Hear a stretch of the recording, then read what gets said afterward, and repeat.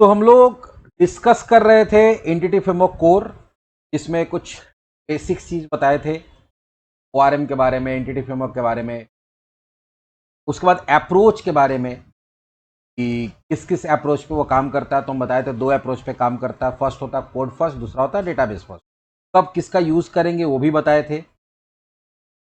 अब हम लोग आगे बढ़ते हैं और कुछ और भी चीज फ्रेमवर्क कोर को इंप्लीमेंट करने से पहले आपको पता होना चाहिए, उसको हम लोग डिस्कस करते हैं। ये तुम लोग देख लिए थे 2 अप्रोच होता है।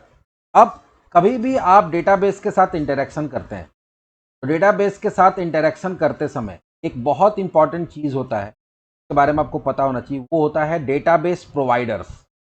अब देखो प्रॉब्लम क्या होता है कि तुम्हारा अगर हम लोग इसका बात करें लैंग्वेज का, तो यहाँ पे हम लोग क्या करते हैं, ASP.NET में C# यूज करते हैं। और डेटाबेस में कौन सा लैंग्वेज यूज होता है, डेटाबेस में लैंग्वेज यूज होता है तुम्हारा SQL। दोनों अलग अलग लैंग्वेज है, दोनों अलग अलग, दोनों सॉफ्टवेयर जो है .NET अलग आर्किटेक्चर पे काम कर रहा है, डेटाबेस तुम्हारा जो होगा वो अलग आर्किटेक्चर पे काम कर रहा होगा। तो दोनों के बीच में आखिर कम्युनिकेशन होगा कैसे? तो दोनों के बीच में ब्रिज की तरह काम कौन करता है? DB provider. In ASP.NET Core 9.10 database provider are component that enable entity framework core EF core to interact with the various relational databases। क्या देखो, डेटाबेस को जरूरी थोड़ी कि MS SQL सर्वर होगा। कोई डेटाबेस में Oracle यूज कर रहा है, कोई Postgres यूज कर रहा है, कोई MySQL यूज कर रहा है। तो डेटाबेस तो अलग अलग तरह का हो सकता है, सबका आर्किटेक्चर अलग है, सबका कोर लैंग्वेज SQL है, लेकिन उसमें भी थोड़ा बहुत चेंजेस होता है। जैसे मान लो SQL सर्वर है तो वो TSQL यूज करता है, उसी तरह से Oracle अलग SQL यूज करता है, सब अपने हिसाब से थोड़ा बहुत कस्टमाइज करके रखता है। तो एकदम कोर SQL भी बहुत कम ही जगह यूज होता है। तो जब तुम्हारा एक लैंग्वेज अलग है, दूसरा लैंग्वेज अलग है, तो दोनों के बीच में कम्युनिकेशन होगा कौन? कोई ना कोई तो ट्रांसलेटर होगा, कोई ना कोई तो इमीडिएटर होगा जो दोनों के बीच में कम्युनिकेशन कराएगा। तो वो कम्युनिकेशन कौन होता है? DB provider. इसलिए जब भी हम लोग EF कोर पे काम करते हैं तो आपको एक डीबी प्रोवाइडर का हेल्प लेना पड़ता है, और वो डीबी प्रोवाइडर आपको चूज करना पड़ता है according to your underlying database management system या RDBMS जो भी होगा उसके अकॉर्डिंग। अगर आप SQL सर्वर यूज कर रहे हैं उसके लिए अलग प्रोवाइडर होगा, MySQL यूज कर रहे हैं उसके लिए अलग प्रोवाइडर होगा, Oracle यूज कर रहे हैं उसके लिए अलग प्रोवाइडर होगा, Postgres SQL अलग प्रोवाइडर होगा। तो आपका डेटाबेस कौन सा है उसके अकॉर्डिंग आपको क्या करना पड़ता है, उसके अकॉर्डिंग आपको डीबी प्रोवाइडर चूज करना पड़ता है। Each provider is tailor to the specific database management system. बोल रहे हो क्या?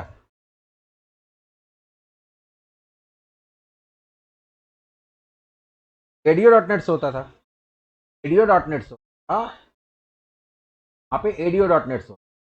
और ADO.NET में फिर क्या होता है, तुमको क्वेरी लिखना पड़ता है। हाँ, जो भी क्वेरी होगा तुमको क्वेरी लिख के कोड में ही, अपने C# के कोड में ही क्वेरी लिख के भेज। वहां पे जो क्वेरी हो तुम लिख दो यहाँ पे, लेकिन यहाँ पे तो क्वेरी लिखना नहीं है। यहाँ पे क्या करना, क्वेरी जनरेट करना। तो क्वेरी जनरेट कौन करेगा? भी प्रोवाइड करेगा। Each provider is tailor to the specific database management system DBMS and define how EF core communicate with that database. यहाँ पे हर डीबी प्रोवाइडर जो होगा वो अपना DBMS के अकॉर्डिंग, उसके हिसाब से उसको बनाया गया है, और वो कम्युनिकेशन में हेल्प करता है किसके साथ? डेटाबेस के साथ। अब की component of database provider, database provider में क्या क्या चीज आपको ध्यान देना पड़ेगा? तो पहला होता है डेटाबेस प्रोवाइडर इंटरफेस। एक हम क्या बोले कि एक इंटरफेस होगा। इंटरफेस का मतलब क्या हो गया? एक पैकेज होगा, उस पैकेज के अंदर कुछ क्लासेस होगा, इंटरफेस होगा, कुछ सर्विसेज होगा।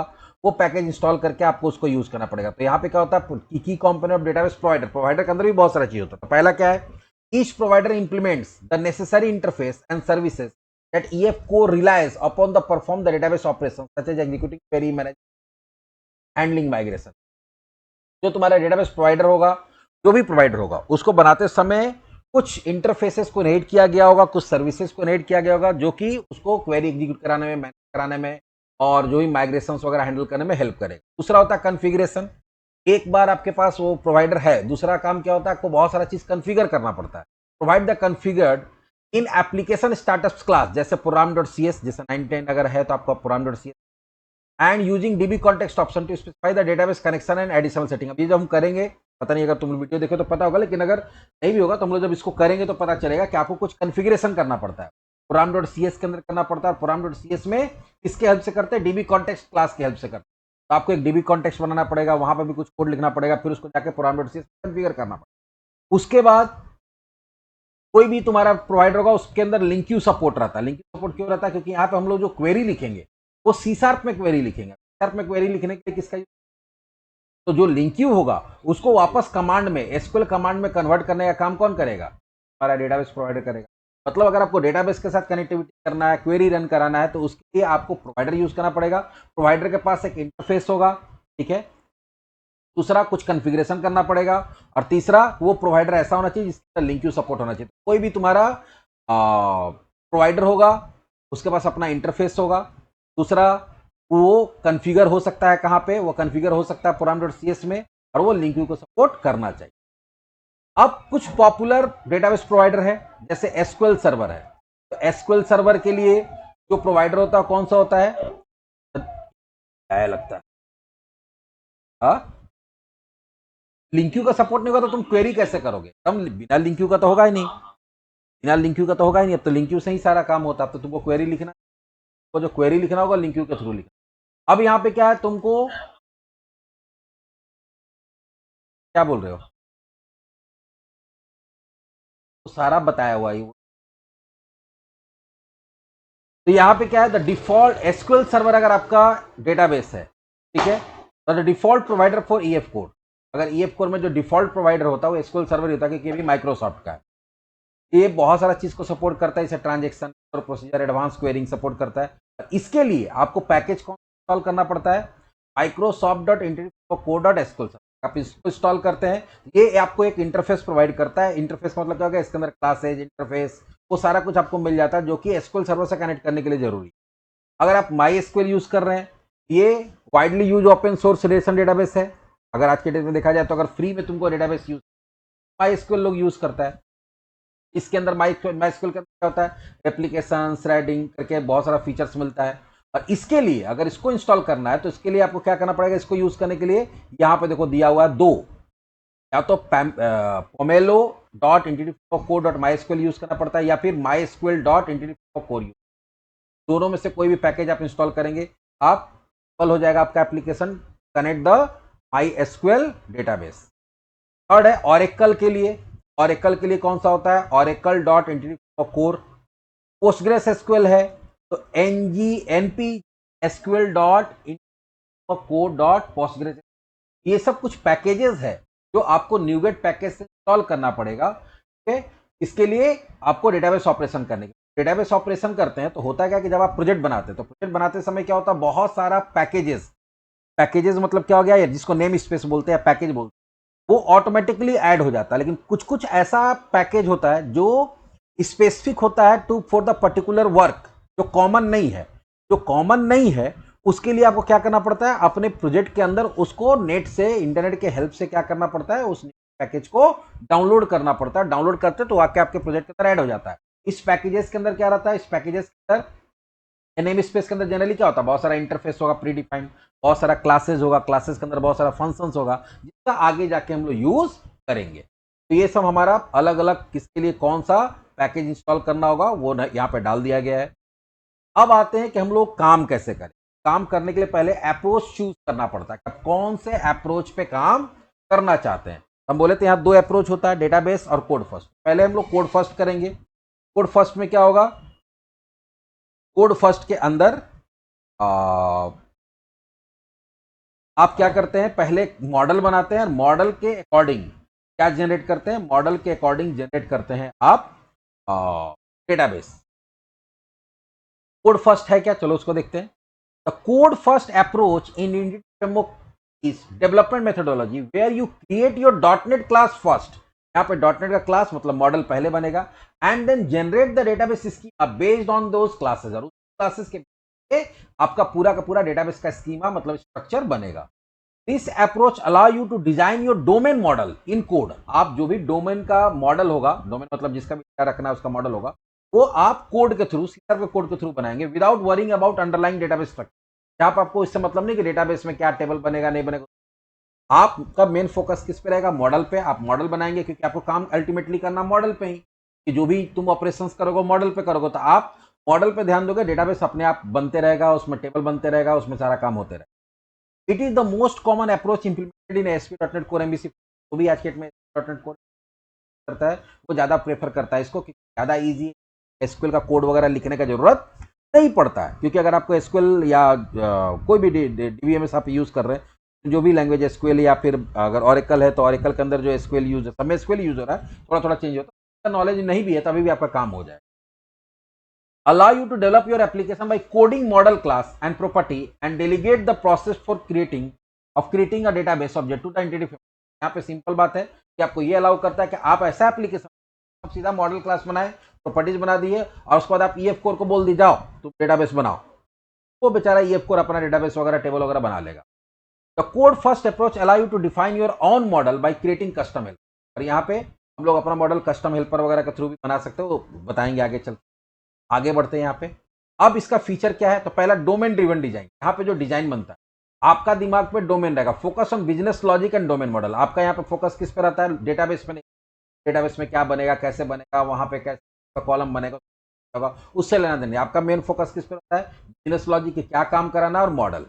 No visual designer, no need to visual database designer. यहाँ पे कोई भी आपको डेटाबेस डिजाइनर का जरूरत नहीं पड़ता है, क्योंकि डेटाबेस ऑटोमेटिक जनरेट होता है। तो आपको डेटाबेस नहीं भी आता है, कोई मतलब नहीं है आपके पास डेटाबेस का क्या डिजाइन है नहीं है, तो कोई मतलब नहीं।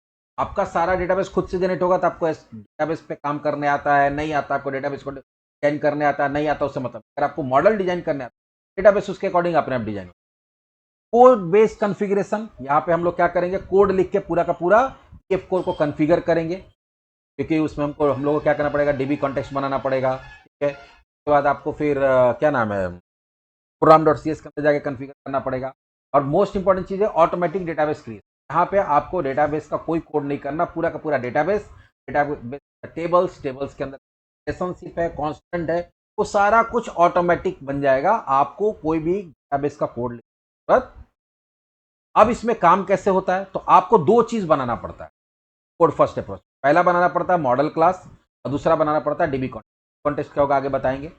ये दोनों को अटैच करने के बाद आप एक माइग्रेशन जनरेट करते हो। तो माइग्रेशन में होता क्या, तो माइग्रेशन में क्लास बनता है और वो क्लास के अंदर क्या कोड लिखाता है, जितना भी मॉडल है, मॉडल के अकॉर्डिंग कौन कौन सा टेबल बनेगा, कौन कौन सा टेबल बनेगा, कोई आया है। तो यहां पे क्या होगा, आपको एक मॉडल बनाना होगा, डीबी कॉन्टेक्स्ट बनाना होगा। माइग्रेशन में क्या होता है कि जो आपका टेबल बनेगा, डेटाबेस बनेगा, उसके लिए पूरा का पूरा प्रोग्राम जनरेट होता है। एक अलग से प्रोग्राम बनेगा और वो भी प्रोग्राम आपको लिखना नहीं है, वो ऑटोमेटिक आपका EF कोर प्रोग्राम बनाएगा। जो रन जब होगा तो उसके अंदर ऐसा कोड लिखा गया है जो कि डेटाबेस बनाएगा, टेबल बनाएगा, टेबल के अंदर कॉलम्स बनाएगा, कॉलम्स के अंदर अगर कोई मान लो कि कोई तुम वैलिडेशन लगाए हो तो उसके अकॉर्डिंग क्या करेगा, कांस्टेंट जनरेट करेगा। अगर कोई रिलेशनशिप लगाए हो तो वहां पे रिलेशनशिप के लिए वो सारा कोड लिखेगा। अब फिर आपको माइग्रेशन को रन कराना पड़ता है, मतलब ये माइग्रेशन वाला प्रोग्राम को रन कराना पड़ता है। ऐसी माइग्रेशन का प्रोग्राम रन कराएंगे तो आपका पूरा का पूरा डेटाबेस सेटअप हो जाएगा। मतलब आपको बनाना क्या है, आपको बनाना मॉडल, कोड फर्स्ट अप्रोच में खुद से लिखना कोड और डीबी कॉन्टेक्स्ट का। बाकी कुछ कमांड्स होगा जिस कमांड का यूज करके हम लोग माइग्रेशन रन कराएंगे, बनाएंगे, जनरेट करेंगे। माइग्रेशन के को हम लोग फिर क्या करेंगे, रन कराएंगे कमांड के थ्रू ही डेटाबेस जनरेट। आपको कोड करना मॉडल का और डीबी को। अब डीबी कॉन्टेक्स्ट क्या होता है, चलो उसको देखते हैं।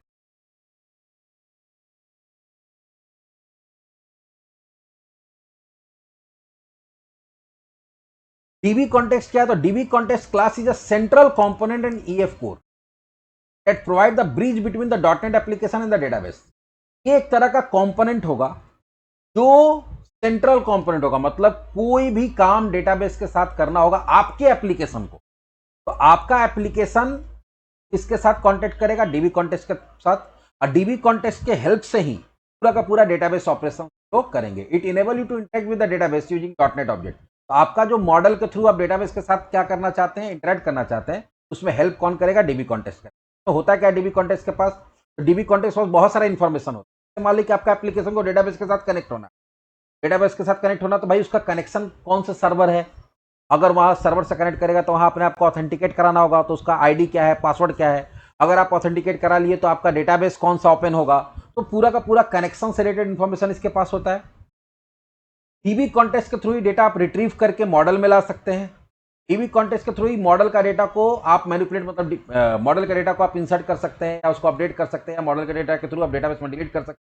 अगर आप ट्रांजेक्शन वगैरह का काम कर रहे हैं तो आपको डीबी कॉन्टेक्स्ट से ट्रांजेक्शन को क्या करेगा, मेंटेन करेगा। प्लस चेंज ट्रैकिंग, कौन सा डेटा कब चेंज हो रहा है उसका ट्रैकिंग भी के थ्रू रख सकते हैं, डीबी कॉन्टेक्स्ट के थ्रू। मतलब डेटाबेस पे जो भी काम होगा वो किसके थ्रू होगा, डीबी कॉन्टेक्स्ट के थ्रू। आपके प्रोग्राम में कोई तो ऐसा आदमी होगा जिसको आप इंस्ट्रक्शन देंगे, भाई ये काम करो, एक काम करो कनेक्शन एस्टेब्लिश करो, एक काम करो ये डेटा को ले जाओ डेटाबेस में डाल दो, एक काम करो डेटाबेस से ये डेटा लेके आओ।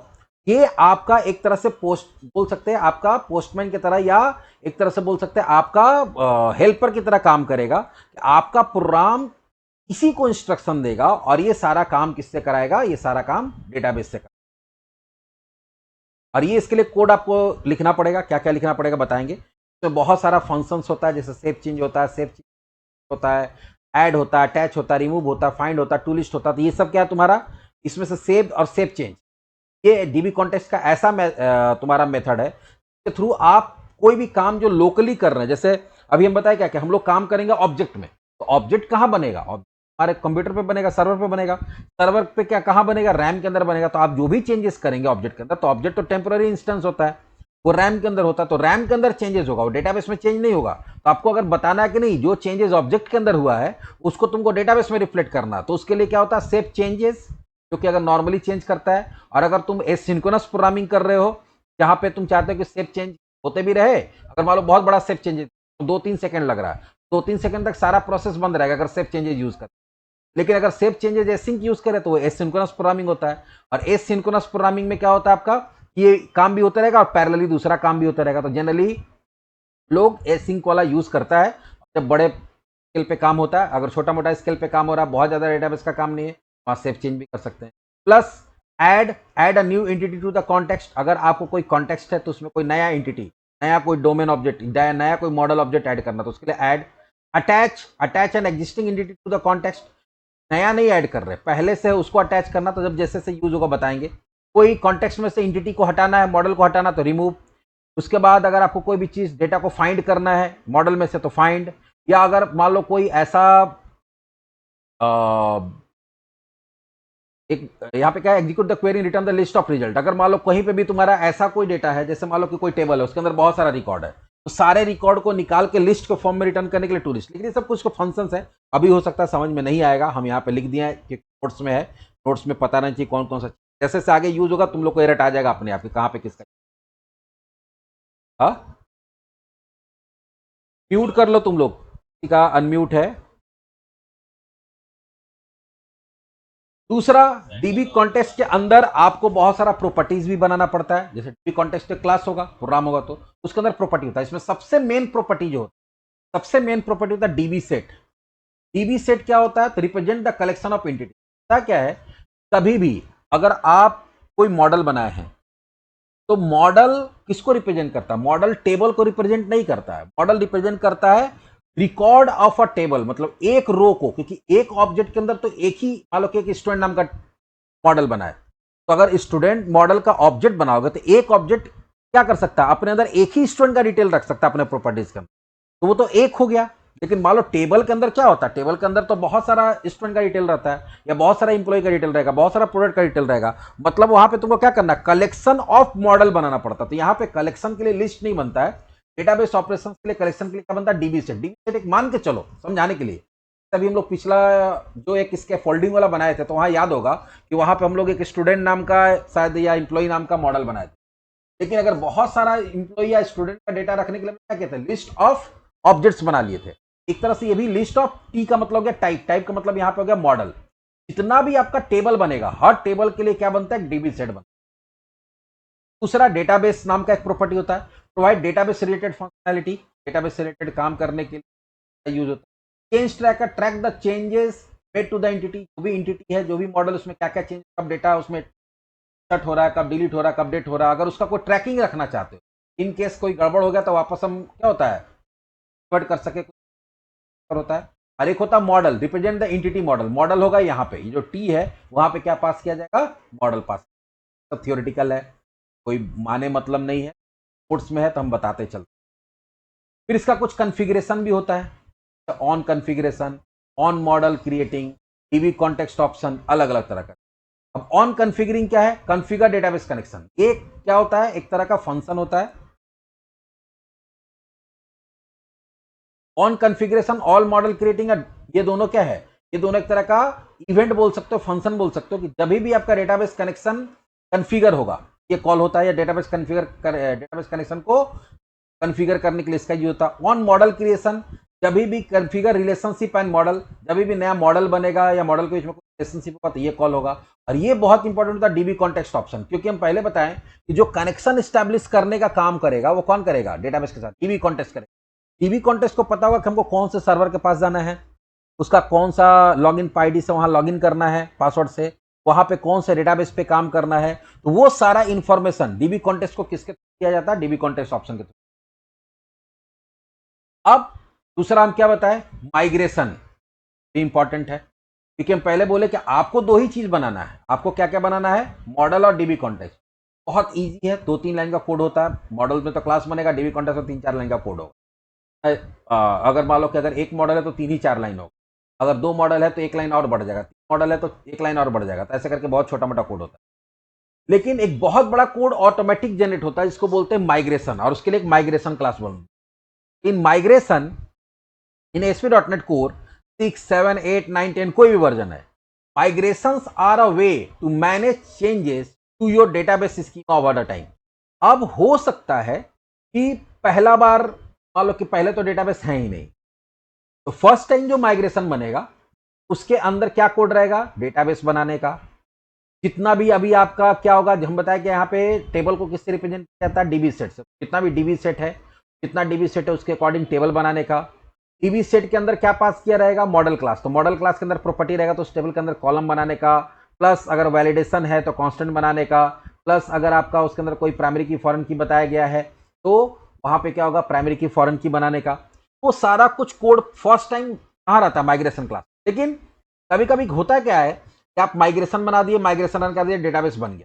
फ्यूचर में आप मॉडल में किसी तरह का चेंजेस करते हैं, कोई प्रॉपर्टी ऐड करते हैं या प्रॉपर्टी हटाते हैं, या कोई नया मॉडल ही ऐड करते हैं या कोई मॉडल को हटाते हैं, या फिर आप कोई वैलिडेशन लगा रहे हैं या प्राइमरी की फॉरेन की बाद में लगा रहे हैं, कोई रिलेशनशिप स्टैब्लिश कर रहे हैं, तो जब जब आप मॉडल में चेंजेस करिएगा, मॉडल ऐड करेंगे, मॉडल हटाएंगे, या मॉडल के अंदर कोई स्ट्रक्चर, तो बार बार आपको क्या करना पड़ेगा? माइग्रेशन बनाना। तो सेकेंड टाइम जो माइग्रेशन बनेगा तो जो चेंजेस हुआ है जितना, सिर्फ उतना ही को वहां पे क्या करेगा? उतना ही को चेंज करने के लिए उसके अंदर कोड जनरेट होगा। इसलिए यहां पे लिखा हुआ कि चेंजेस जो database schema over the time. जब जब आपका डेटाबेस में आपको किसी तरह का चेंजेस करना पड़ेगा, उसका स्कीमा मतलब स्ट्रक्चर, डेटा में चेंज नहीं। अगर कोई टेबल है, टेबल में कोई डेटा है, उसमें कोई डेटा चेंज हो रहा है तो उसमें माइग्रेशन का यूज नहीं है। टेबल का स्ट्रक्चर में, डेटाबेस के स्ट्रक्चर में कोई चेंजेस होगा तब वहां माइग्रेशन की जरूरत पड़ता है, आपको माइग्रेशन जनरेट करना पड़ता है। और the migration class play a crucial role in this process. तो जब भी आप डेटाबेस को मैनेज करना चाहते हो, उसके को मैनेज तो बिना माइग्रेशन का पॉसिबल नहीं। कोड फर्स्ट में जब हम लोग डेटाबेस फर्स्ट करेंगे तो माइग्रेशन का कोई यूज नहीं। अब माइग्रेशन के पास दो चीज होता है। अब migration is a set of changes to your database scheme represented by the C# class that inherit from the migration. और ये जो क्लास बनता है वो कौन सा क्लास से इनहेरिट करता है? माइग्रेशन क्लास से। तो ये ध्यान देना होगा कि आपको 2-3 चीज ध्यान देना होगा इसके अंदर, या याद रखना होगा इंटरव्यू पॉइंट ऑफ व्यू से। अगर आपको कोई पूछे कि अगर आप डीबी कॉन्टेक्स्ट क्लास बना रहे हैं तो वो कौन से क्लास से इनहेरिटेड होता है? जब भी आप डीबी कॉन्टेक्स्ट क्लास बनाएंगे एक बेस क्लास होगा। वो बेस क्लास कौन सा होगा? डीबी कॉन्टेक्स्ट नाम का ही क्लास होता है।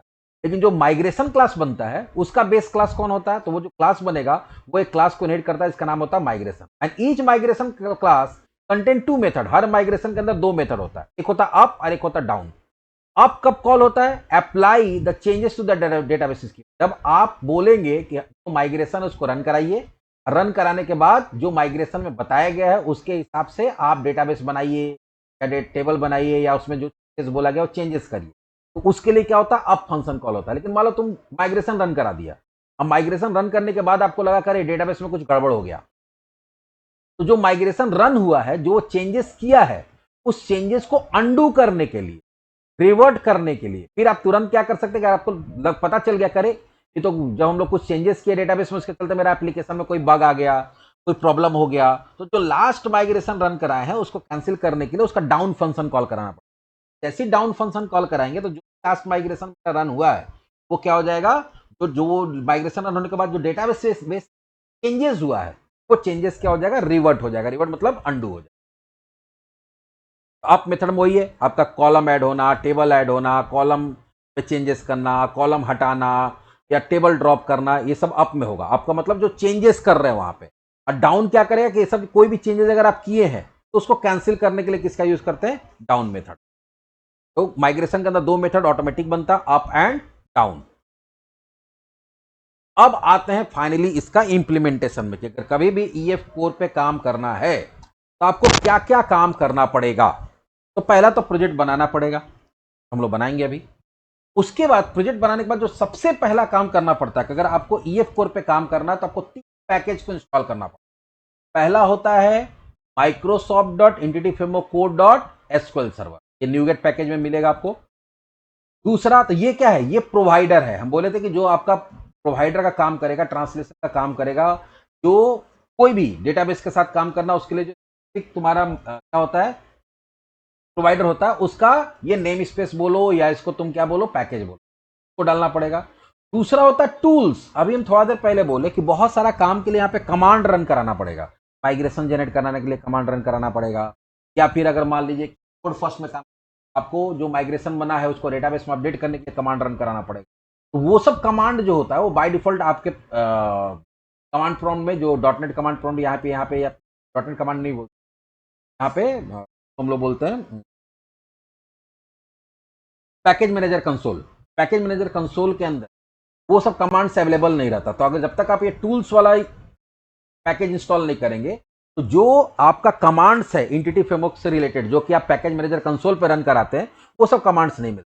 प्लस तीसरा है Microsoft dot entity framework code, entity framework dot design. अब डिजाइन का काम क्या है, तो यहां पे हम बोलेगा कि बहुत सारा चीज ऑटोमेटिक जनरेट होता है। जैसे माइग्रेशन जनरेट होगा, तो माइग्रेशन जनरेट होगा तो कैसे जनरेट होगा, के लिए तो कहीं ना कहीं कोड लिखा गया होगा ना भाई।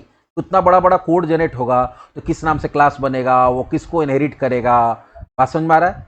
या फिर अगर आप डेटाबेस फर्स्ट अप्रोच में काम कर रहे हैं तो वहां पे डेटाबेस के अकॉर्डिंग यहाँ पे क्या बनेगा, यहाँ पे डीबी कॉन्टेक्स्ट अपने आप बनेगा, यहाँ पे मॉडल अपने आप बनेगा। तो कोई भी चीज जो बनेगा तो कैसे बनेगा, उसके लिए भी तो कुछ ना कुछ टूल्स होगा, उसके लिए भी तो कुछ ना कुछ इंफॉर्मेशन होगा। तो वो इंफॉर्मेशन कहाँ रहता, तो वो इंफॉर्मेशन रहता डिजाइन के अंदर। कभी भी आप या तो कोड फर्स्ट पे काम करिए या फिर आप डीबी फर्स्ट पे काम करिए, ये 3 पैकेज आपको इंस्टॉल करना ही करना। पहला एसक्यूएल सर्वर जो कि प्रोवाइडर है, दूसरा टूल्स जो कि आपको कमांड्स प्रोवाइड करता है एंटिटी फ्रेमवर्क का बहुत सारा, और तीसरा डिजाइन जो ऑटोमेटिक कोड जनरेट होता है, चाहे वो कोड फर्स्ट के केस में माइग्रेशन जनरेट हो रहा है या डीबी फर्स्ट के केस में तुम्हारा डीबी कॉन्टेक्स्ट और मॉडल जनरेट हो रहा है। तो वो कैसे जनरेट होगा, वो सारा चीज कैसे डिजाइन होगा, उससे रिलेटेड जो भी इंफॉर्मेशन होता है, जो भी क्लासेस होता है, जो इंटरफेस है, जो फंक्शंस होता है, वो सारा कुछ जो इंटरनली रन करता है, हम लोग रन नहीं कराते हैं, वो सब इंटरनली रन कराएगा तुम्हारा डॉटनेट। वो सारा इंफॉर्मेशन यहां से निकाल कर उसको रन कराता है। यहाँ उसी को डिटेल में जो भी हम बताए वही काम है यहाँ पे। पहला होता है एसक्यूएल सर्वर, ठीक है, तो बोलते हैं Microsoft entity framework core dot SQL server package is a provider for entity framework core which is an object relational mapping ORM framework for .NET. This package specifically enable EF core to work with the SQL server. जो आपका ORM होता है, जो हम बोले कि यहाँ पे ऑब्जेक्ट होगा, वहां पे डेटाबेस होगा, तो हम यहाँ ऑब्जेक्ट पे काम करेंगे तो ट्रांसलेट होकर डेटाबेस में चला जाएगा। तो ये ट्रांसलेशन कौन करेगा, ये करेगा। It allow your application to connect to the SQL server database using the connection string enabling you to perform CRUD operation on the database. ये आपको क्या अलाउ करता है कि आप डेटा SQL सर्वर के साथ कनेक्ट कर सकते हैं, बाकी जो भी क्रिएट रीड अपडेट जो भी कमांड आप चाहे वो कमांड रन करा सकते हैं। EF core uses this package to map .NET class to database table. ये आपको इसमें हेल्प करता है कि जो .NET का क्लास है, जो मॉडल का क्लास है, उसको मैप करता है किसके साथ, डेटाबेस के टेबल के साथ। आप काम करेंगे क्लास के ऑब्जेक्ट पे और वहां काम किसका होगा, टेबल के रो पे। दूसरा क्या होता है, टूल्स। अभी हम बताएं ये पैकेज क्या करता है, essential component of entity framework code to provide command line tool for managing and interacting with the database and DB context. तो अगर जो भी कमांड लाइन टूल्स, मतलब कमांड लाइन टूल्स का मतलब क्या हो गया, जो कमांड्स जो कि आप पैकेज मैनेजर कंसोल के अंदर रन कराते हैं to generate the migration, to run the migration और to generate the DB context and model, और भी बहुत सारा कमांड होता है जो अभी बोले कि अप कर सकते हैं, डाउन कर सकते हैं, उसके लिए हर चीज के लिए कमांड है। तो सारा कमांड कहां मिलता है, वो सारा कमांड मिलता है टूल्स के अंदर। This package is particularly useful to development task like scaffolding, fold करेंगे जब कोड फर्स्ट हम लोग डेटाबेस फर्स्ट यूज करेंगे वहां पे, या माइग्रेशन या डेटाबेस सब्जेक्ट उसमें इसका यूज। तो कभी भी जो कमांड्स आपको मिलता है वो सारा कमांड्स कहां मिलता है, टूल्स। ये इंपॉर्टेंट है। तीसरा डिजाइन, ये क्या भाई, तो Microsoft entity framework code dot design package is essential component for developer using entity framework code in dot net application. Essential, it provide design time feature and tools that facilitate development tasks related to the EF core, particularly a context of the code generated, migration and DB context management। यहाँ पे वही लिखा जो आपका DB context generate हो रहा है, migration हो रहा है, या और भी किसी भी तरह का कोड जनरेट हो रहा है, तो कोड जनरेट करने में क्या करता है, हेल्प करता है। The package include service that are used to design time allowing you to interact with the EF core tools from within the development environment such as Visual or the command line। तो आप जो भी visual studio के through या command line के through जो भी इसको जनरेट कराना चाहते हैं, तो जनरेट कराने में कौन हेल्प करता है, ये। आपको ये 3 पैकेज आपके प्रोजेक्ट में ऐड होना ही होना पड़ेगा अगर आप EF कोर का काम करना चाहते हैं। तो अभी हम एक एक करके करेंगे और तुमको दिखाएंगे कि नहीं करने से क्या होता है। सबसे पहला काम क्या है, कभी भी EF कोर पे काम करेंगे कोड फर्स्ट में, तो आपको मॉडल क्लास और DB कॉन्टेक्स्ट बनाना पड़ेगा। पहले हम लोग एक प्रोजेक्ट बनाते हैं, शुरू करते हैं, इसका नाम देते हैं कोड फर्स्ट डेमो। बोलो, हाँ बोलो।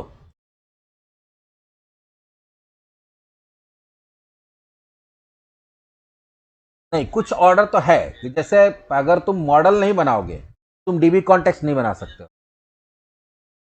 हाँ, अगर तुम मॉडल नहीं बनाओगे, पैकेज तुम बाद में इंस्टॉल कर सकते हो, लेकिन जब तक तुम मॉडल नहीं बनाओगे तब तक तुम DB कॉन्टेक्स्ट नहीं बना सकते। क्यों? क्योंकि जब DB कॉन्टेक्स्ट बनाएंगे तो वहां पे तुमको DB सेट के अंदर मॉडल का ऑब्जेक्ट, मॉडल का क्लास का नेम पास करना पड़ेगा। तो पहले मॉडल बनेगा, फिर DB कॉन्टेक्स्ट बनेगा। जब DB कॉन्टेक्स्ट बन जाएगा तभी तुम उसको कहां पे कॉन्फ़िगर कर सकते हो, program.cs। क्यों? क्योंकि program.cs में कॉन्फ़िगर करते समय तुमको DB कॉन्टेक्स्ट क्लास का नाम देना पड़ता है।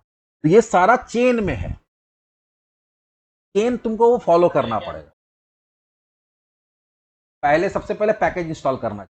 देखो वहां पे पहला स्टेप हम लोग लिखे भैया पैकेज इंस्टॉल करिए। फर्स्ट स्टेप क्या लिखा हुआ है, पैकेज इंस्टॉल करिए, लिखा हुआ उसी तरह।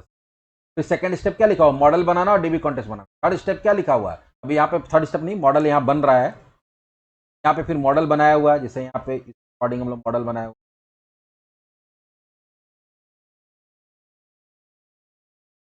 बनाएंगे अपने आप थोड़ी बनेगा इसके अंदर। कोड फर्स्ट है, कोड फर्स्ट में क्या होता है, तुमको मॉडल बनाना पड़ता है।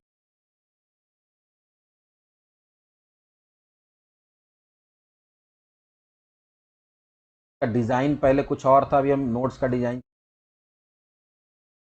थोड़ा सा ये फॉर्मेटिंग प्रॉब्लम हो।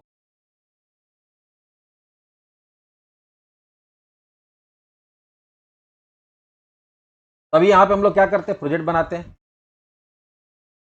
प्रोजेक्ट बनाने के बाद जो सबसे फर्स्ट काम होगा, काम क्या होगा, वो काम आपका होगा कि आप तीनों पैकेज को इंस्टॉल करेंगे। तो पैकेज को इंस्टॉल करने के लिए आपके कंप्यूटर में इंटरनेट का कनेक्शन होना चाहिए।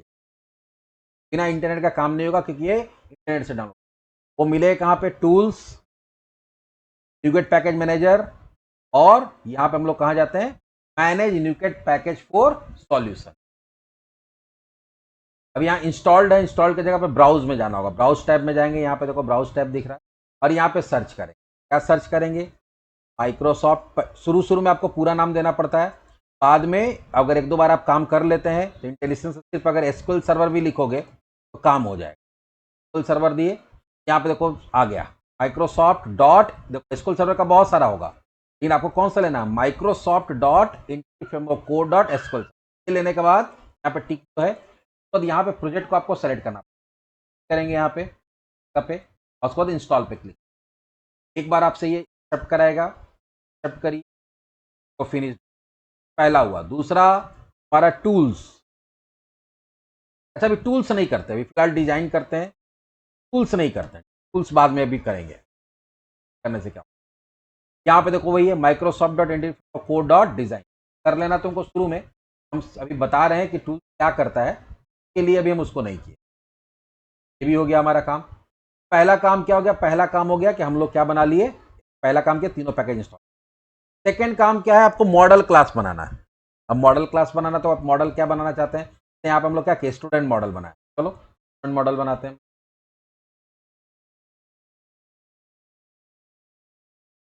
पहले हम लोग नॉर्मल बनाएंगे मॉडल। मॉडल कहाँ बनता है, इसके अंदर, राइट क्लिक, ऐड क्लास। अभी हम लोग सिर्फ क्लास बनाएंगे, उसके अंदर प्रॉपर्टी बनाएंगे। अभी यहाँ पे देखोगे तो बहुत सारा कुछ है, इसके बारे में आगे बताएंगे कि है कॉलम है, इसका काम क्या हो आगे बात। फिलहाल अभी सिंपल क्लास बना देते हैं, स्टूडेंट डॉट यस। और इसके अंदर तुम प्रॉपर्टीज बना दो जो जो। अब यहाँ प्रॉपर्टी कैसे डिसाइड करते हैं, देखो स्टूडेंट नाम से टेबल बनेगा जो यहाँ मॉडल है, लेकिन जो जितना कॉलम बनाना है उतना तुमको यहाँ प्रॉपर्टी बनाना। पहला क्या बनाएंगे, पब्लिक INT ID। दूसरा स्टूडेंट का नेम रखना था, public name, public debt time only, कुछ POB, पब्लिक जेंडर,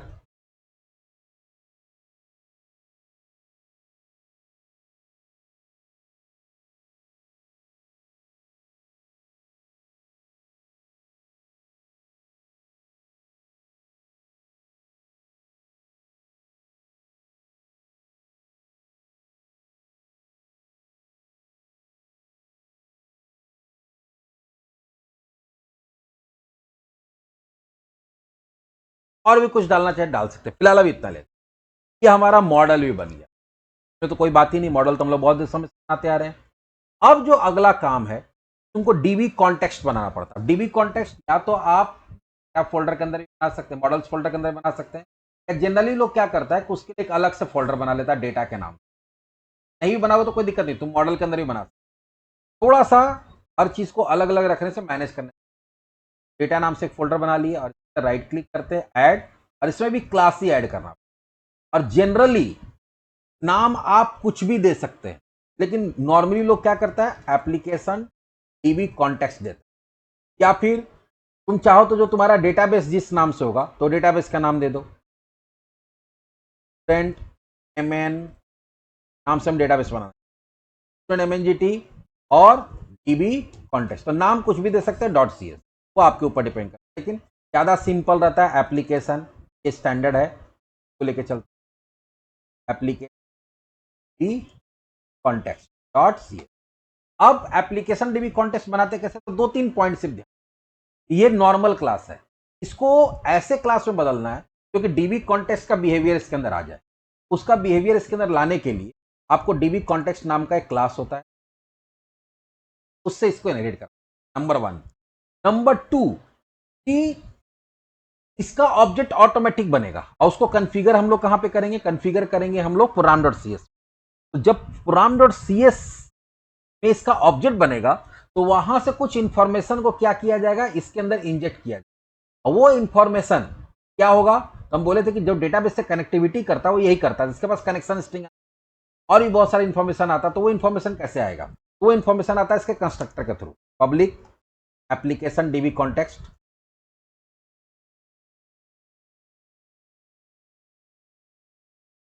और यहां पे कोई भी जो एप्लीकेशन डीबी, कोई भी जो तुम्हारा डीबी कॉन्टेक्स्ट होगा, उसका जो कंस्ट्रक्टर होता है वो एक पैरामीटर लेता है, dB context option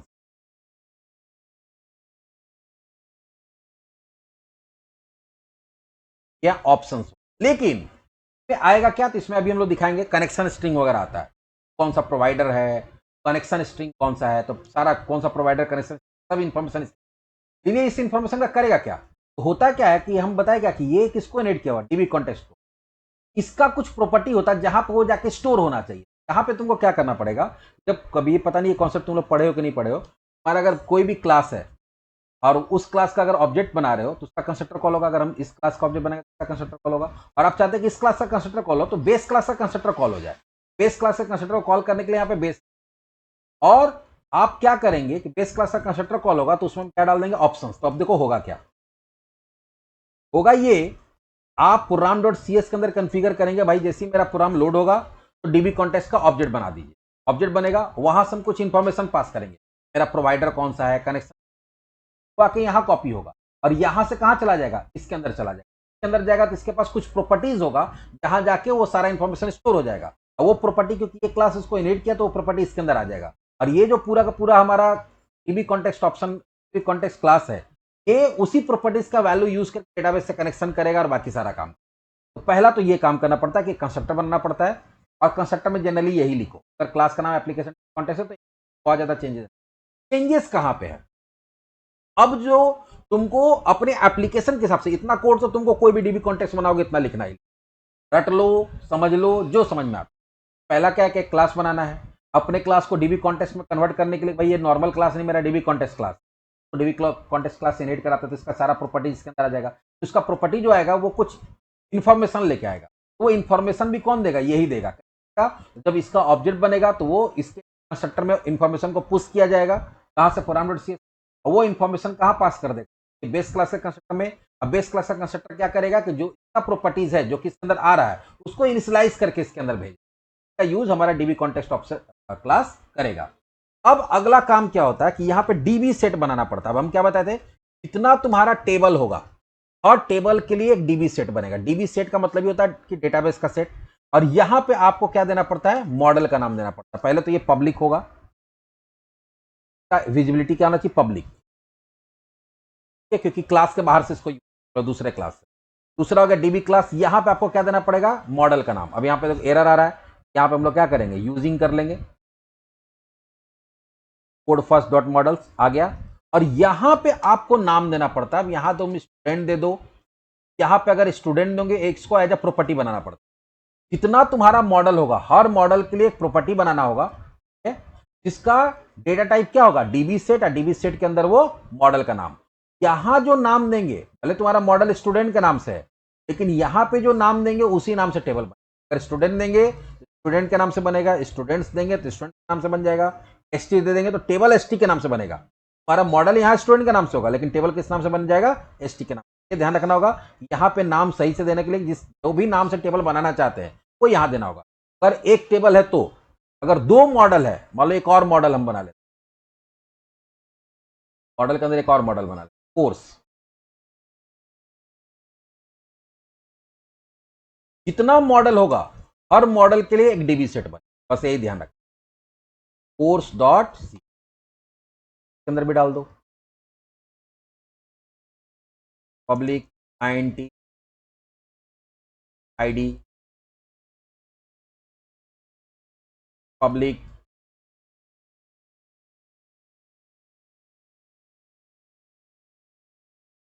public string post duration, public float course fee.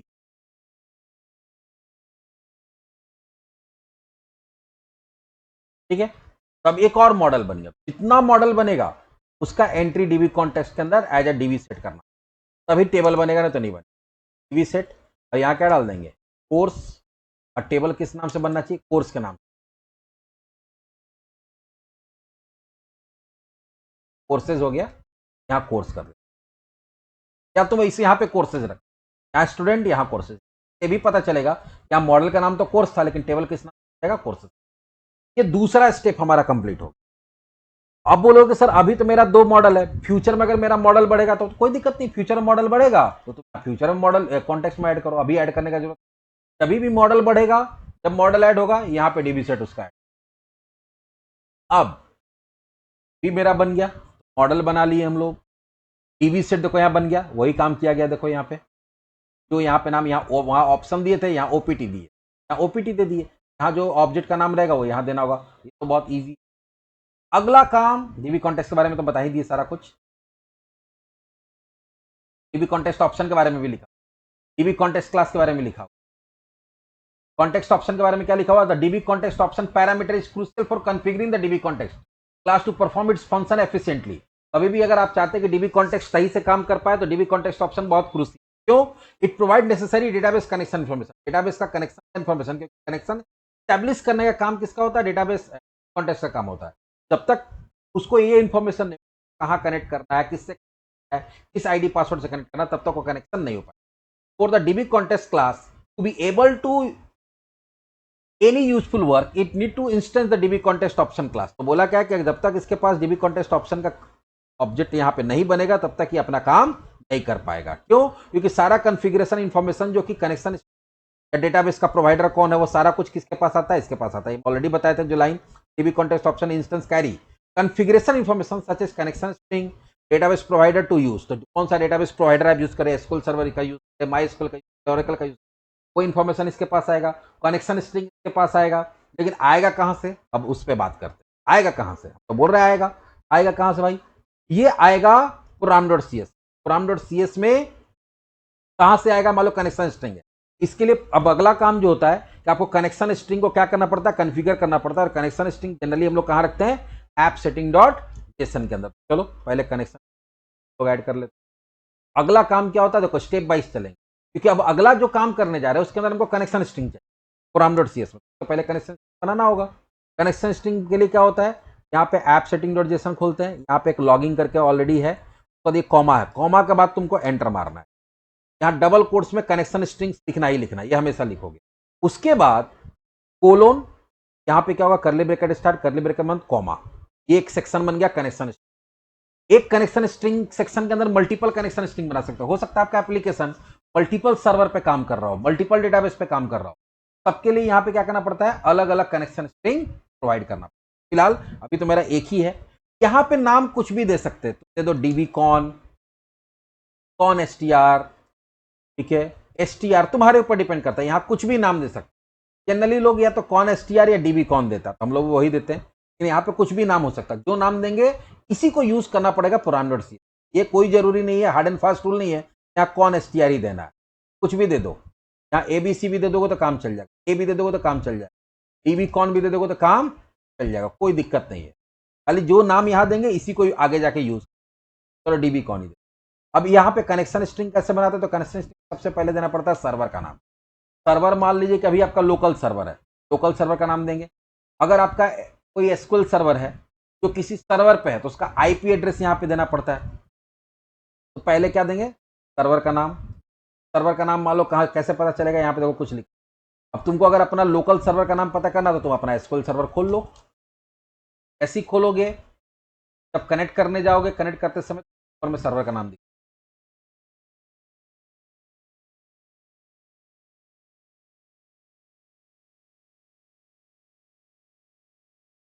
आ रहा है। बस इसको कॉपी करिए और यहाँ पे एक स्लैश नहीं होगा, अगर उसमें अगर आपका कनेक्शन अगर बैक स्लैश आ रहा तो वहाँ डबल बैक स्लैश होगा।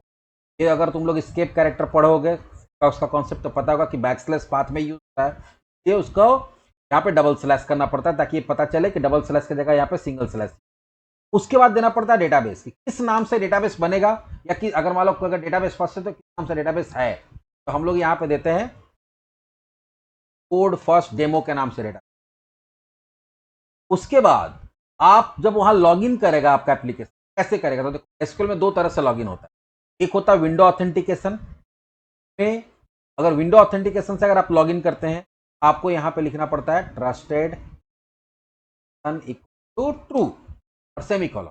इससे क्या होगा, विंडो ऑथेंटिकेशन से लॉगिन हो जाएगा। लेकिन जब आप प्रोजेक्ट बनाते हैं वहां पे, जब ये सीखने के लिए ठीक है, लेकिन जब एक्चुअल इन्वायरमेंट में काम करते हैं तो एसक्यूएल सर्वर में लॉगिन करने के लिए आपको आईडी पासवर्ड मिलता है। तो यहाँ पे आते हैं एसक्यूएल ऑथेंटिकेशन, यूजर नेम देना पड़ता है। इसे मान लो मेरा यहाँ यूजर नेम ऐसे है, पासवर्ड है pass@123, पास एट कॉल में है। तो ये अगर तुमको आईडी पासवर्ड से करना है फिर यहाँ पे इसको हटाना पड़ेगा। इसको हटा के यहाँ पे हम लोग क्या देते हैं, यूजर नेम इक्वल्स टू ऐसे, पासवर्ड इक्वल्स टू जो भी है, pass@1, तो आपका यूजर नेम और पासवर्ड है। ये सेमी कोलन से सेपरेट कर करके server colon database user name colon password है। लास्ट में एक और चीज ऐड करना पड़ता है। यहाँ पे देखो जब हम लोग कनेक्ट करते तो यहाँ पे भी टिक कर, अभी वो एसक्यूएल सर्वर का पार्ट है, ट्रस्ट सर्वर सर्टिफिकेट। यहाँ इसको क्या करना पड़ेगा, यहाँ पे भी ट्रस्ट सर्वर सर्टिफिकेट को ट्रू करना पड़ेगा, ट्रस्ट अंडरस्कोर सर्वर अंडरस्कोर।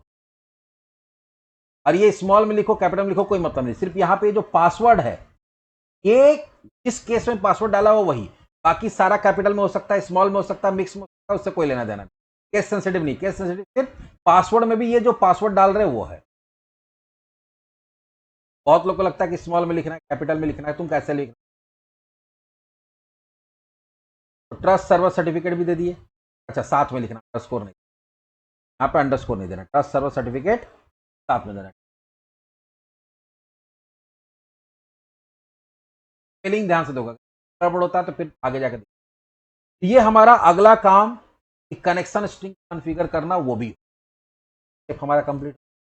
अब आपको क्या करना कि अभी हम बताए थे कि आपके एप्लीकेशन को कैसे पता चलेगा कि आपका डीबी कॉन्टेस्ट का ऑब्जेक्ट कौन है, ऑब्जेक्ट हमको बनाना है प्रोग्राम स्टार्ट करते समय। डीबी कॉन्टेस्ट को कैसे पता चलेगा, कनेक्शन स्ट्रिंग कौन है, मेरा प्रोवाइडर कौन है, ये सारा इंफॉर्मेशन को कॉन्फ़िगर किया जाता है कहां पे, प्रोग्राम डॉट टीएस के अंदर। अब आते हैं हम लोग कहां पे, प्रोग्राम डॉट सी। वहां पे एक लाइन का कॉन्फ़िगरेशन कोड लिखना पड़ेगा। क्या है देखो, जब आपका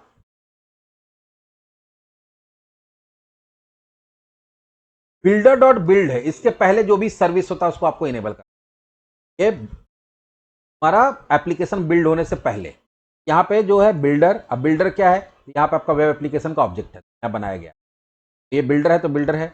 डॉट सर्विस, आप बोले कि एक नया सर्विस हम ऐड करना चाहते हैं, क्या करना चाहते हैं भाई, ऐड डीबी कॉन्टेक्स्ट के। जब भी हमारा ये एप्लीकेशन लोड होगा एक सर्विस अपने आप स्टार्ट होगा। कौन सा सर्विस भाई, डीबी कॉन्टेक्स्ट। तो इसका मतलब ये हो गया कि क्या करेगा, डीबी कॉन्टेक्स्ट का ऑब्जेक्ट बनाएगा। हम बता रहे क्या भाई, जैसे ही मेरा एप्लीकेशन रन होगा तो एक सर्विस स्टार्ट होगा। आपका एप्लीकेशन काम करने से पहले ही, मतलब एप्लीकेशन लोड होने से पहले ही ये स्टार्ट हो जाना चाहिए। स्टार्ट होने का मतलब क्या है, कोई भी सर्विस कि भाई यहाँ पे कोई क्लास का ऑब्जेक्ट बनेगा। कौन से क्लास का ऑब्जेक्ट बनेगा, तो मेरा जो डीबी कॉन्टेक्स्ट है उसका ऑब्जेक्ट बनेगा। डीबी कॉन्टेक्स्ट है कौन आपका, वो बताना पड़ेगा यहाँ पे टाइप में। ठीक है, डीबी कॉन्टेक्स्ट का ऑब्जेक्ट बनाएगा तो समझ में आएगा अच्छा हमको क्या करना है, एक डीबी कॉन्टेक्स्ट वाला सर्विस स्टार्ट करना, मतलब डीबी कॉन्टेक्स्ट क्लास का ऑब्जेक्ट बनाना पड़ेगा। बनेगा कैसे, वो बनेगा कौन से क्लास का बनेगा, तो यहाँ पे जिस नाम से आप डीबी कॉन्टेक्स्ट बनाए हैं वो देना पड़ेगा, एप्लीकेशन डीबी कॉन्टेक्स्ट। अगर मान लीजिए कि आप बनाए रहते कि नहीं स्टूडेंट एमएनजीटी डीबी कॉन्टेक्स्ट, या स्टूडेंट नाम से ये कॉन्टेक्स्ट क्लास बना हुआ है, वो क्लास का नाम आपको कहां पे देना है, प्रोग्राम डॉट केस के अंदर देना। ये काम हो गया। उसके बाद अब देखो कि जब इसका ऑब्जेक्ट बनेगा तो इसका कंस्ट्रक्टर है, और उसके कंस्ट्रक्टर को डीबी कॉन्टेक्स्ट ऑप्शन बहुत सारा इंफॉर्मेशन, वो यहां पे देखो कंस्ट्रक्टर ये होगा, वो हम लोग यहां से पास, यहां कैसे पास करेंगे, तो लैम्डा एक एक्सप्रेस है। अब यहां तुम कुछ भी ले लो, जैसे यहां पे हम लोग ऑप्शंस, या बहुत लोग आइटम लेता है, बहुत लोग एक्स लेता है, तो जो भी लेना चाहो लैम्डा में वो ले सकते। एक्स एरो एक्स का, अब यहां सबसे पहले तुमको बताना पड़ता है कि कौन सा प्रोवाइडर तुम यूज करो, मतलब बोले थे ना कि डीबी कॉन्टेक्स्ट ऑप्शन में पहले बताना पड़ता है कि कौन सा प्रोवाइडर यूज करो, मतलब कौन से डेटाबेस डीबीएमएस के साथ कनेक्ट कर। तो यहां बताना भाई हमको एसक्यूएल सर्वर यूज करना, यहां बताना होगा यूज एसक्यूएल सर्वर। हम बता दिए कि भैया यहाँ पे कौन सा प्रोवाइडर होगा, एसक्यूएल सर्वर। तब एसक्यूएल सर्वर को भी एक चीज बताना पड़ता है, क्या बताना पड़ता है, ठीक है एसक्यूएल सर्वर होगा लेकिन एसक्यूएल सर्वर के साथ कनेक्ट होगा, तो कनेक्ट करने के लिए आपको क्या करना पड़ेगा, कनेक्ट करने के लिए आपको जरूरत पड़ेगा कनेक्शन स्ट्रिंग। कनेक्शन स्ट्रिंग मेरा कहां है, तो कहां पे है, ऐप सेटिंग, तो वहां से रीड करके लाना है। यहां पे वहां से रीड करने के लिए क्या लिखते हैं, बिल्डर। बिल्डर का मतलब बता दिए कि जो तुम्हारा ये एप्लीकेशन है वो क्या करेगा, तो बिल्डर मतलब जो मेरा एप्लीकेशन है, बिल्डर मतलब एप्लीकेशन है, उसका जो कॉन्फ़िगरेशन फाइल है, उसका कॉन्फ़िगरेशन फाइल कौन होता है, ऐप सेटिंग। वहां जाइए और वहां से क्या निकालिए, गेट कनेक्शन स्ट्रिंग। वहां जो कनेक्शन स्ट्रिंग है वहां जाएगा कनेक्शन स्ट्रिंग। देखो बिल्डर डॉट कॉन्फ़िगरेशन किसको खोलेगा, बिल्डर डॉट कॉन्फ़िगरेशन खोलेगा इसको। लेकिन यहां दो सेक्शन है फिलहाल, अभी फिलहाल के लिए लॉगिंग है और कनेक्शन स्ट्रिंग है। हमको किस क्या निकालना, कनेक्शन, तो हमको कनेक्शन स्ट्रिंग निकालना, इसलिए हम यहां पे क्या लिखे, गेट कनेक्शन स्ट्रिंग। तो सीधे कौन से सेक्शन में चला जाएगा, इस सेक्शन के अंदर चला जाएगा। और अब इसके अंदर तो हो सकता है बहुत सारा कनेक्शन स्ट्रिंग हो, लेकिन हमको उसमें से कौन सा निकालना है, यहाँ पे जो नाम दिया गया है, यहाँ नाम क्या दिया गया, डीबी कॉन। तो अब यहाँ पे हमको बताना पड़ेगा आपको कौन सा कनेक्शन स्ट्रिंग निकालना है, आपको वो कनेक्शन स्ट्रिंग निकालना है डी कॉन। अगर कॉन एसटीआर रहता तो कॉन एसटीआर। अब यहाँ तीन ब्रैकेट बंद होगा, ब्रैकेट किसका किसका बंद हो रहा है, देखो एक तो इसका बंद हुआ गेट कनेक्शन का, एक बंद हुआ मेरा किसका, यूज एसक्यूएल सर्वर फंक्शन का, और एक किसका बंद हुआ, जो मेरा कंस्ट्रक्टर था किसका, हमारा ऐड डीबी कॉन्टेक्स्ट का, ये हमारा बन गया। अब देखो यहाँ पे क्या होगा, ये मेरा एप्लीकेशन जैसे ही रन होगा डीबी कॉन्टेक्स्ट का ऑब्जेक्ट बनाएगा, और यहां से वो सारा इंफॉर्मेशन जो यहां बताया गया है, कौन सा प्रोवाइडर यूज हो रहा है, वो प्रोवाइडर को जो हम कनेक्शन दे रहे हैं उसको ये इंटरनली अपने हिसाब से अरेंज करके क्या करेगा, एक ऑब्जेक्ट बनाएगा डीबी कॉन्टेक्स्ट ऑप्शन का, और वो ऑब्जेक्ट बना के कहां पास कर देगा, वो एप्लीकेशन डीबी कॉन्टेस्ट के जो ऑप्शन है यहाँ पास कर देगा और इसको सारा जानकारी मिल जाएगा कि मेरा प्रोवाइडर कौन सा, मेरा कनेक्शन कौन है, और उसी के अकॉर्डिंग ये सारा काम। अब हमारा यहां तक हो गया कि जो बेसिक कॉन्फ़िगरेशन होता है कम बच्चा वाला, कि अगर एंटिटी फ्रेमवर्क कोर है तो इतना आपको कॉन्फ़िगरेशन करना ही पड़ेगा, तभी जाके आप डेटाबेस सेटअप कर सकते हैं। अब अगला स्टेप, फिफ्थ स्टेप होता है कि अब आपको माइग्रेशन बनाना पड़ेगा। मतलब जो भी जानकारी आप दिए, आपका कौन कौन सा मॉडल होगा, मॉडल के अंदर कौन कौन सा प्रॉपर्टी होगा, तो अब इसी के अकॉर्डिंग प्लस आप कनेक्शन डेटाबेस का नाम बता दिए, कहां पे बनेगा वो सर्वर का नाम बता दिए, किस यूजर आईडी पासवर्ड से लॉगिन होगा वो बता दिए। तो अब उस सर्वर पे जाके उस नाम से डेटाबेस बनाना, और जितना डीबी सेट है उतना टेबल बनाना, और हर डीबी सेट के अंदर जो मॉडल पास किया गया उसके अंदर जो प्रॉपर्टी उसके हिसाब से कॉलम बनाना। वो सारे काम करने के लिए अब आपको यहाँ पे माइग्रेशन जनरेट करना पड़ेगा, और माइग्रेशन के पास वो कोड रहता है कि वो सब कैसे बनेगा। तो अब माइग्रेशन कैसे बनाते हैं, तो पांचवा स्टेप क्या होता है, माइग्रेशन बनाना। इतना सारा काम होगा तभी माइग्रेशन बने। अब इसको स्टेप चेंज कर दोगे, नहीं पहले माइग्रेशन बनाने चले जाओगे तो काम नहीं होगा। इसके लिए क्या करना, आपको पैकेज मैनेजर कंसोल में जाना पड़ेगा, कमांड लाइन टूल होता है वहां जाना होगा, टूल्स में जाएंगे, यूगेट पैकेज मैनेजर, पैकेज मैनेजर। अब ये काफी छोटा दिखता है तो यहां से हम लोग जूम कर सकते हैं, देखो नीचे में हम इसको 200% कर, अब बड़ा हो गया। अब यहां पे आपको एक माइग्रेशन जनरेट करने के लिए कमांड रन करना पड़ता है, ऐड माइग्रेशन। ऐड माइग्रेशन मतलब क्या करना है कि हमको एक माइग्रेशन ऐड करना है, उसको माइग्रेशन का नाम देना पड़ता है। माइग्रेशन का नाम कुछ भी दे सकते हैं, बट जनरली क्या होता है कि जो पहला माइग्रेशन होता है उसका नाम हम लोग इनिशियल देते हैं। ये पहला, ये सारे चीज को इनिशियलाइज करेगा, इसलिए इनिशियल। तुम यहां चाहो तो फर्स्ट दे सकते, चाहो तो यहाँ ABC दे सकते हो, कोई लेना देना है, लेकिन नाम ऐसा रखना चाहिए ताकि तुमको पता चलना चाहिए कि मेरा कौन सा ये माइग्रेशन है, मेरा पहला है इसलिए फर्स्ट या इनिशियल, तो फर्स्ट दे दो या इनिशियल। अब हम एंटर करते हैं, या देखो एरर आ गया। क्या एरर आ रहा, ध्यान से देखो, कमांड नॉट फाउंड एक्सेप्शन। वो बोल रहा भैया ऐड माइग्रेशन नाम का कमांड तो मिल ही नहीं रहा है। भैया तुम कौन सी का कंसोल हो, कंसोल के पास तो कमांड रहता है। लेकिन हम पहले बोले कि बहुत सारा ऐसा, इसके पास जो बेसिक कमांड है वो है, एंटिटी फ्रेमवर्क कोर से रिलेटेड कमांड नहीं है। एंटिटी फ्रेमवर्क कोर से कमांड कहां मिलता है रिलेटेड, अभी हम बताए थे टूल्स नाम का पैकेज के अंदर, न्यूगेट पैकेज। हम लोग टूल्स नाम का न्यूगेट पैकेज हम लोग नहीं डाले, इसलिए मेरा काम, अब हम लोग पैकेज डालो इसलिए बताया था कि उसको छोड़ते हैं, तब तुमको पता चलेगा कि वो क्या काम करता है। अब पैकेज मैनेजर कंसोल में जाओ, ब्राउज में जाओ और यहां लिखो टूल्स। यहां जितना भी कमांड अभी हम लोग EF कोर में रन करेंगे वो सारा कमांड कहां मिलता है, यहां पे। अभी तो शुरू कर रहे हैं हम लोग, इससे बहुत सारा कमांड अभी सीखे। सारा कमांड कहां मिलता है, इसके अंदर मिलता है। जब तक इसको इंस्टॉल नहीं करेंगे तब तक EF कोर से रिलेटेड कोई भी कमांड आप पैकेज मैनेजर कंसोल में यूज, इंस्टॉल हो गया। अब हम लोग वापस चलते हैं यहां पे, सेम कमांड को वापस से रन, आइए ऐड माइग्रेशन इनिशियल। अब देखते हैं कि मेरा काम करता है। आ गया बिल्ड स्टार्टेड, मतलब कमांड उसको मिल गया, इससे प्रूफ हो गया कि कमांड कहां था, कमांड मेरा टूल्स के अंदर था। प्लस अगर हम लोग वो डिजाइन वाला नहीं इंस्टॉल किए रहते ना, ये माइग्रेशन, ये तो बिल्ड होता है, स्टार्टेड होता है, लेकिन आगे जाके एरर आ जाता। जो क्या बोलता है कि भाई हम उसको, ये जो कोड जनरेट हुआ देखो, ये माइग्रेशन का कोड जनरेट, ठीक है ना, build successful, undo action, use remove migration.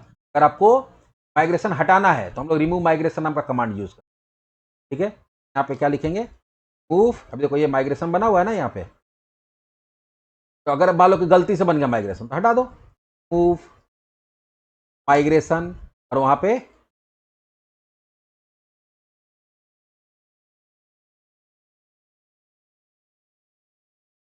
Migration नाम नहीं देना, जो भी लास्ट बना हुआ माइग्रेशन वो रिमूव हो जाए। अच्छा, यहाँ पे तो का थोड़ा सा दिक्कत हो गया, एक ठो कनेक्शन स्ट्रिंग। अच्छा एक मिनट, कनेक्शन स्ट्रिंग में प्रॉब्लम इसलिए रिमूव नहीं हो रहा है, कनेक्शन स्ट्रिंग हम लोग सुधार लेंगे। पहले देखो माइग्रेशन जो बनाए थे उसको रिमूव करके दिखा देंगे। पहले माइग्रेशन में कोड क्या बना, देखो पहले क्या बोले थे कि यहाँ पे एक क्लास बनता है, तो जिस नाम से माइग्रेशन में क्लास बना, और ये किसको इनहेरिट किया हुआ है, माइग्रेशन। इसके अंदर कौन सा फंक्शन है, अप, बाकी ये क्या ले रहा नहीं ले रहा। अब देखो यहाँ पे कोड क्या लिखा हुआ, माइग्रेशन डॉट क्रिएट टेबल, बोल रहा भैया कोर्स नाम का टेबल बनाना है। आईडी क्या बनेगा, प्राइमरी की। दूसरा एक टेबल बनाना है स्टूडेंट नाम का, उसमें देखो सारा कॉलम, उसका डेटा टाइप सब कुछ बता रहा है। और डाउन में क्या बोल रहा है, वो दोनों को ड्रॉप करने के लिए बोल। देखो अब क्या कर रहा है, ये सारे चीज को बना रहा है। अब क्या कर रहा है, ये सारे चीज को बना रहा है। डाउन क्या कर रहा है, सबको ड्रॉप कर रहा है। अब एक बार इसको हम लोग रन करा के देखते हैं क्या प्रॉब्लम हो रहा है। अब माइग्रेशन बनाने के बाद अगर इसको डेटाबेस के अंदर रिफ्लेक्ट कराना, देखो डेटाबेस हम कनेक्ट कर लेते हैं।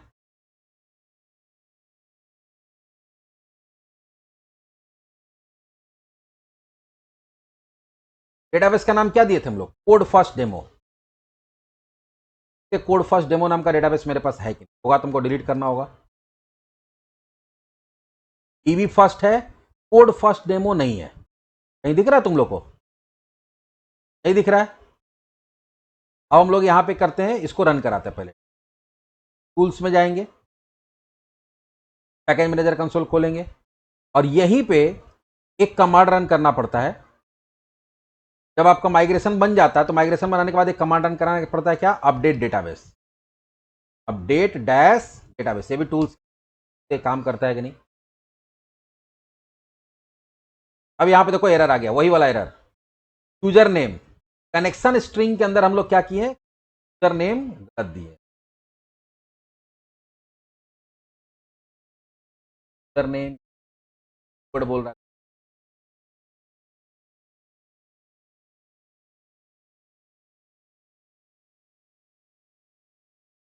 यूजर नेम, यूजर नेम के जगह यूजर होता है। क्या होता है? यूजर। सेव किए, वापस से आते हैं पैकेज मैनेजर कंसोल में और इस बार फिर से अभी हम लोग उसको रन नहीं कराते, पहले रिमूव करते, किसी के चलते प्रॉब्लम हो रहा था, रिमूव नहीं। अब हम लोग करते हैं रिमूव माइग्रेशन।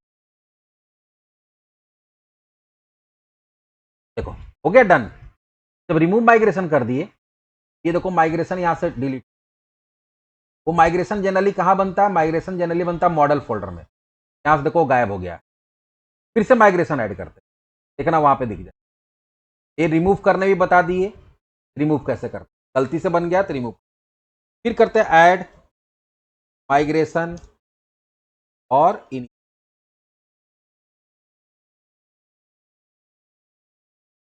बन गया। कहां बना देखो, माइग्रेशन नाम के फोल्डर, यहां बना, यहां बना, यहां पे देखो दिख रहा है। फिर से रिमूव करते,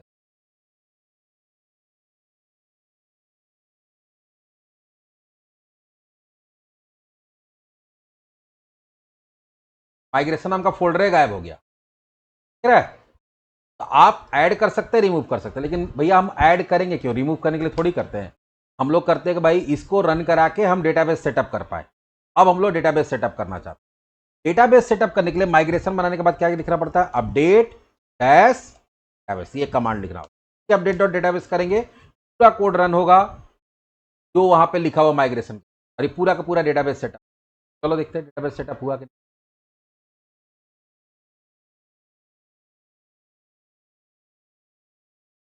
देखो यहाँ डेटाबेस बना, कोड फर्स्ट डेमो, तो पहले नहीं दिख रहा था डेटाबेस कोड फर्स्ट डेमो।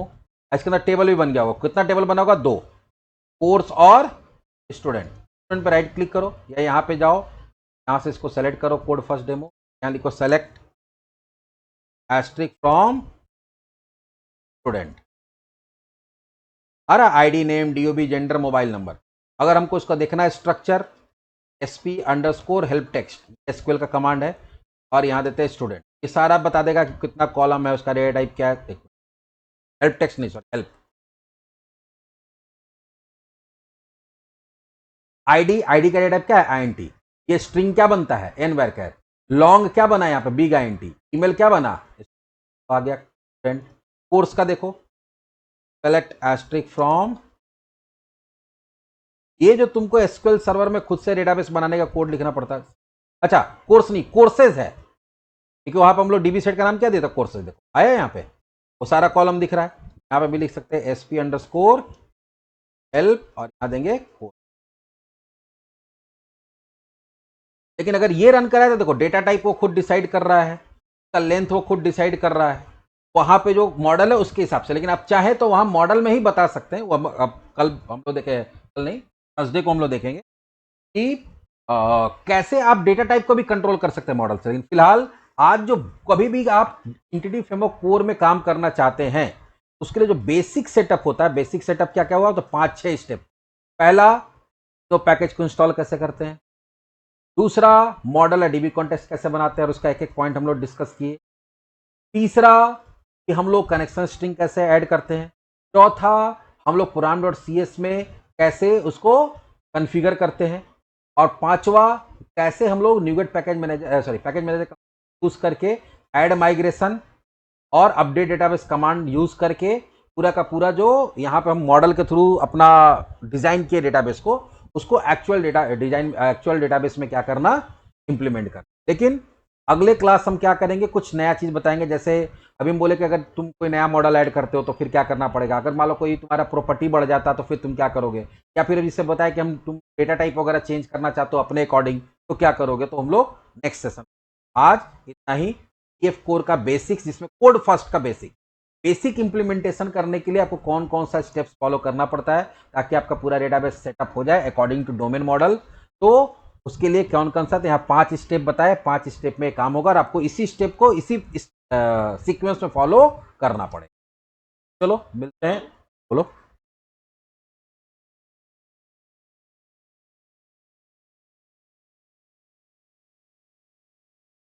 अच्छा सामने से बोलो, आवाज नहीं आ रहा।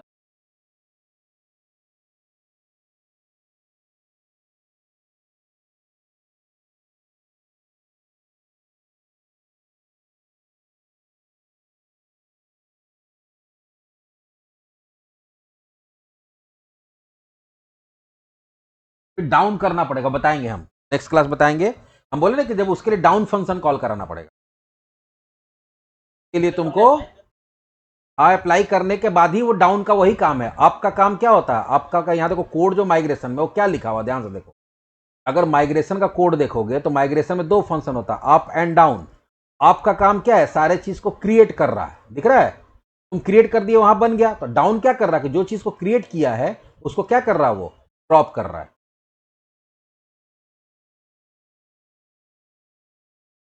नहीं नहीं, ये जो भी माइग्रेशन, जो भी चेंजेस किया फिजिकल चेंजेस, उसको अंडू करने के लिए इसका डाउन फंक्शन। हाँ तब भी हो जाएगा। हाँ हाँ हाँ, अगर तुम अप्लाई नहीं किए हो तो डाउन का यूज नहीं होता। फिर तुमको रिमूव माइग्रेशन जो अभी हम बताएं, तुम जनरेट कर लिया लेकिन तुम उसको अप्लाई नहीं किए तो रिमूव माइग्रेशन यूज। लेकिन तुम अप्लाई कर दिए हो तब इसका डाउन फंक्शन यूज।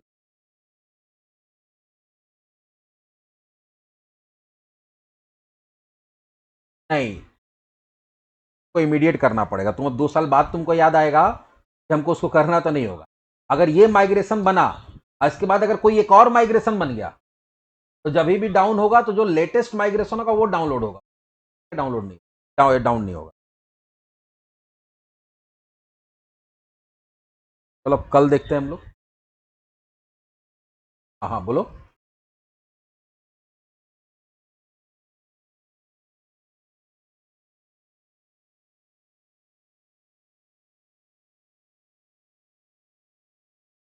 देखो सर्विस होता क्या कि जब तुम्हारा एप्लीकेशन रन करता है ना, तो ये एक्चुअली इसको बोलते हैं डिपेंडेंसी इंजेक्शन। ये एक्चुअली ऑब्जेक्ट बनाता नहीं, ऑब्जेक्ट तो बनाता ही बनाता है, प्लस उस ऑब्जेक्ट को ईच एंड एवरी जितना भी तुम्हारा कंट्रोलर है और जितना भी तुम्हारा व्यू है उसके अंदर अवेलेबल भी कराता है। ये इस सर्विस हम लोग स्टार्ट करते हैं ना, सर्विस का काम 2 है। एक तो काम है कि यहाँ पे जो कॉन्टेक्स्ट ऑब्जेक्ट बनाया, उसका कंस्ट्रक्टर कॉल किया, उसको यहाँ पे जो वैल्यू दिया उससे इनिशियलाइज किया। प्लस इसका एक और काम होता है कि एक्चुअली ये जो काम हो रहा है इसको हम लोग डिपेंडेंसी इंजेक्शन बोलते हैं। हम लोग अपने एप्लीकेशन के अंदर इस पर्टिकुलर डीबी कॉन्टेक्स्ट का ऑब्जेक्ट को बना रहे हैं, उसको इनिशियलाइज कर रहे हैं, इनिशियलाइज करके इंजेक्ट कर रहे हैं। इंजेक्ट करने से होता क्या है कि आप जिस भी कंट्रोलर के अंदर चाहें इस ऑब्जेक्ट को रिसीव भी कर सकते हैं। 2 काम है, ऑब्जेक्ट बनाना और इसको सारे कंट्रोलर के अंदर इंजेक्ट करना। जहां पे जिस भी कंट्रोलर को जरूरत पड़ेगा वो इसको क्या कर सकता है, रिसीव कर सकता है, रिसीव करके फिर इसका यूज करके डेटाबेस ऑपरेशन कर सकता है।